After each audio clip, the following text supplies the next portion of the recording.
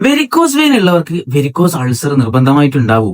Varicose vein ഉള്ള പലവർക്കും ഉള്ള ഒരു ടെൻഷൻ ആയിരിക്കും ഇത്, അല്ലെ? എന്നാൽ ഇത് തെറ്റാണ്.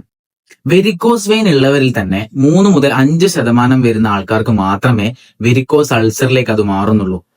ആർക്കൊക്കെയാണ് വെരിക്കോസ് അൾസർ വരാനുള്ള സാധ്യത കൂടുതൽ?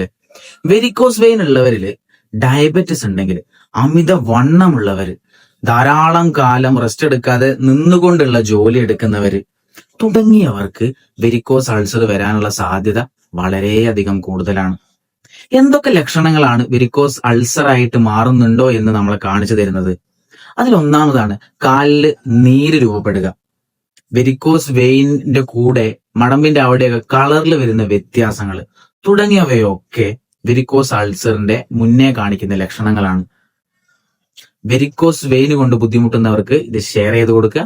Stay healthy, stay safe.